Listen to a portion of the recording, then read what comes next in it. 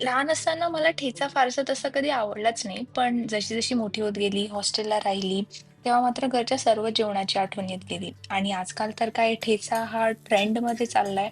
म्हणजे आमच्या घरी संध्याकाळी सर्रास ठेचा भाकरीसोबत खाल्ला जात होता आणि आज ते एक ट्रेंड म्हणून सेट झालाय.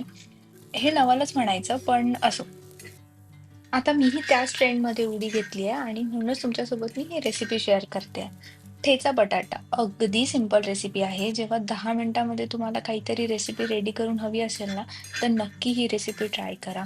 आता आपण ठेचा बनवून घेऊयात. मी एका तव्यावर थोडंसं तेल घातलं होतं. त्यामध्ये मिरची, अद्रक, लसूण, जिरे, शेंगदाणे आणि कोथिंबीर व्यवस्थित परतून घेतलंय. ते व्यवस्थित परतलं गेल्यानंतर आपल्याला मिक्सरला लावायचंय. शक्यतो ट्राय करा की ते कोर्स तुम्ही ग्राइंड कराल. म्हणजे आपल्याला त्याची एकदम फाईन पेस्ट नको. हे असं काहीसं तुमची ती पेस्ट दिसली पाहिजे. म्हणजे थोडीशी जाडसर त्याच्याने टेस्ट छान येईल. आता तोवर मी बटाटे शिजण्यासाठी ठेवले होते. 1-2 शिट्टीमध्ये तुमचे बटाटे शिजतील आणि तुम्ही हवं त्या शेपमध्ये त्यांना कट करू शकतात. आता आपण एक कढई घेणार आहोत. त्यामध्ये मी थोडंसं तेल टाकलंय. हं. आता यामध्ये मी घालणार आहे थोडीशी बडिशोप, थोडंसं जिरं कारण ऑलरेडी आपण ठेच्यामध्ये टाकलेलं आहे आणि थोडीशी राई.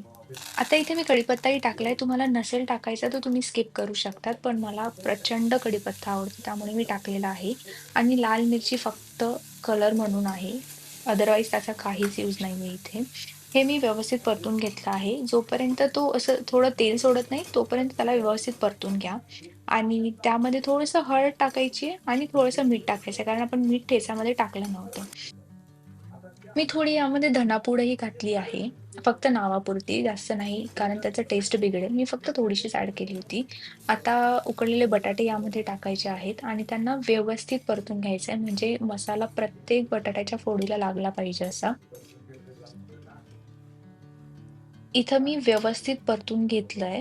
आता इथं झाकण ठेवून एक 2 मिनिटासाठी आपण त्याला स्टीम देणार आहोत.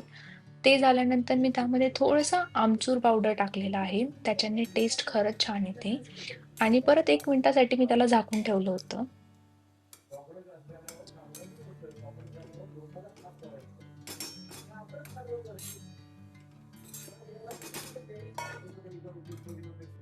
1 ते 2 मिनिटं झाल्यानंतर मी गॅस बंद केला होता आणि वरून भरपूर सारी कोथिंबीर घातली होती आणि बस आपला ठेचा बटाटा रेडी आहे. तुम्हालाही जर अशा नवनवीन रेसिपीज बघायच्या असतील किंवा तुम्हाला काही मला सजेशन द्यायचे असतील, तर प्लीज नक्की माझ्यासोबत कमेंटमध्ये शेअर करा. मी नक्की ट्राय करेल आणि हे होतं माझं सिंपल सरळ आजचं जेवण.